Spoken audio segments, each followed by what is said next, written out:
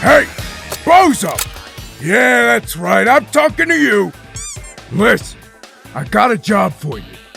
I need your help protecting me so that we can rob a couple of joints and make ourselves filthy stinking rich. So what do you say? I just need some strong men. Muscles equal money.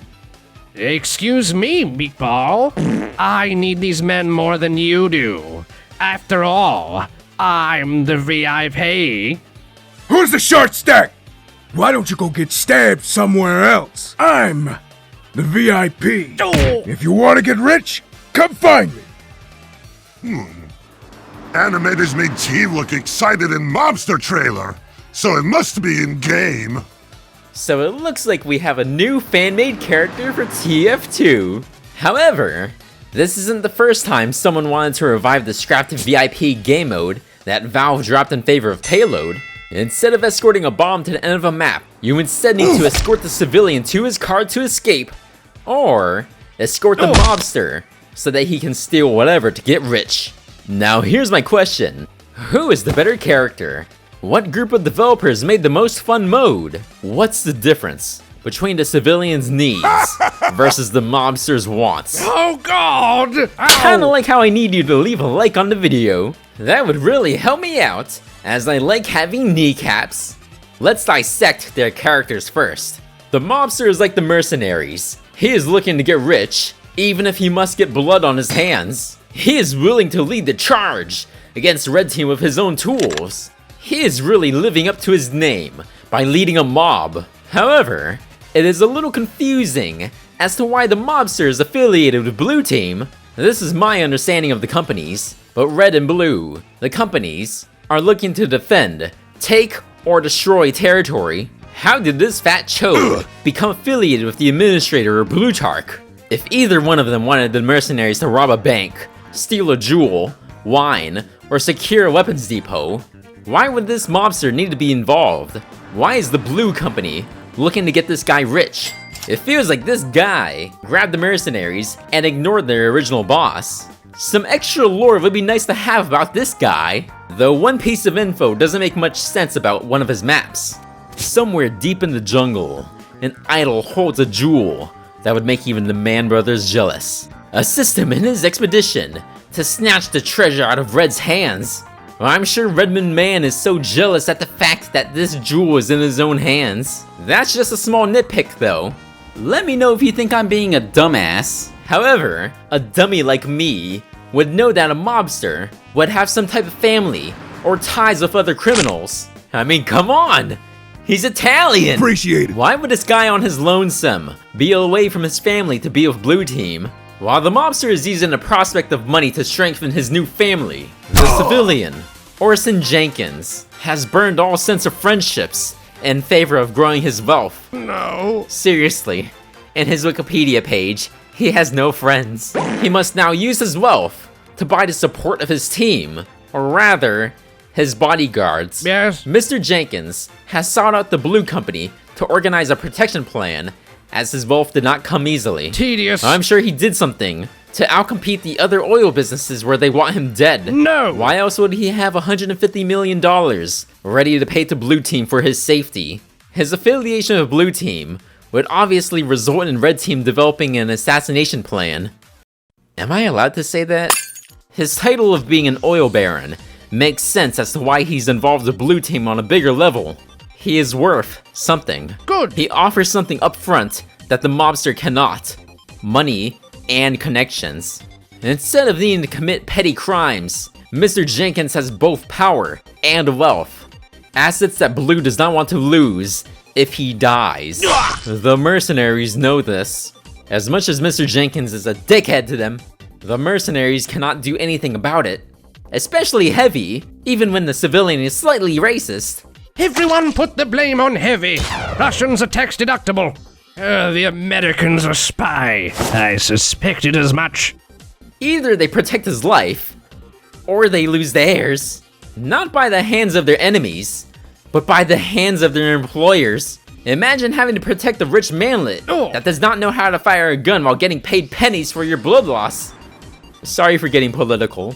In the TF2 universe, you still feel like a pawn to a grander scheme. His story almost makes you feel a little bad for him. This guy has more enemies than he has friends or family. The prospect of him dying is frightening to him. It's a vicious cycle of having to burn money to make more to burn. His battles were won with a pen, not with a gun. This is why the Mobster is a valuable asset in leading his charges against the red team. In terms of gameplay, he really does lead the charge against the enemy with his bag of money and his machine gun. If he's up front, that will signal to the rest of the team to dish out some damage as he's taking on the role of a leader. The mercenaries will follow from his example, like a true mob boss, with a very unique loadout and a big role. Everyone wants to be him, look at him, follow him, kill him. His presence helped make the team fights more engaging, as there's a beacon for either team to follow or attack. There's a little bit of glory to be had from being the one that takes out the Mobster. You are the one that gets all the credit for screwing over blue team. However, nothing is really lost or gained from him dying. This is the opposite with the civilian. From my experience from playing the VIP game mode, nobody wants to be him. Maybe I'm a masochist, but I always wanted to play as him. I can't really blame the players for not wanting to play as him. He's encouraged to hide behind his team, and take things slowly and carefully. He has no means of attacking anything. That doesn't exactly sound fun in a game that has guns. Hey dude, we're playing cowboys and Indians. Who do you want to be? Oh, I'll pick the cactus because I'm a Melvin, and my skin makes for a good ashtray. As for the enemy team, it is extremely fun to target him and to be the one that squishes him like a roach. You are awarded heavily. Depending on the map, blue team will lose a decent chunk off their timer, or the match is just over. Oh, he died? Good game, pack it in, time to suck some red. If you don't like playing Dark Souls, then on the other less hardcore maps, being the one that takes out the civilian will grant you 5 seconds of full crits. This moment will really hype you up. You just broke their morale, so now it's time to shatter it. However, that isn't exactly possible if people are always calling votes to change the VIP because they don't want to be him. Since everyone wants to be the Mobster, the gameplay mechanic where anyone can become the VIP after the last player dies is a smart idea. That way, nobody can exactly hog it, and if someone sucks, then they'll die, and maybe someone better can become the Mobster. Though it's weird seeing someone like a scout just turn into this high-calorie person. What the hell happened to the scout that was there? Not like it matters. This video is about the Mobster and the civilian. The Mobster's history, with committing crimes for the sake of getting rich, is perfect for organizing a mob to raid an area. He needs to be tough if you and your team want to get rich. The civilian's cowardice and pen pushing has made him unfit for war. It's up to him to be smart to escape from any form of danger. He needs the team to help him survive, whether they want to or not. Either way, their greed has resulted in them being 1 foot in the grave. So, who's the better VIP? The civilian has the better story, but the Mobster has the better gameplay. They're tied. So for the tiebreaker, the voice actor for the civilian is actually the creator for the Dolocus bar, so he wins! You know, if you were looking for some muscle, I wouldn't mind showing off mine for you. A man that knows his way around a buck is my favorite type of man. Charming. Let's go to my quarters. That's honestly disgusting. Greedy people have no place in our society.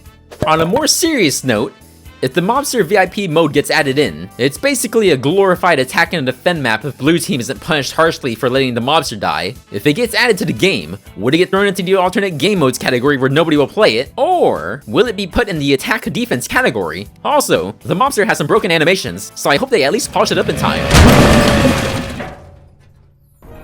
How about we go back to my place, where you could try some of my spicy Italian sausage? Yes. Heavy is now cock! And another thing, make sure you like, comment, and subscribe before you get piked. Also, check out this guy's Patreon.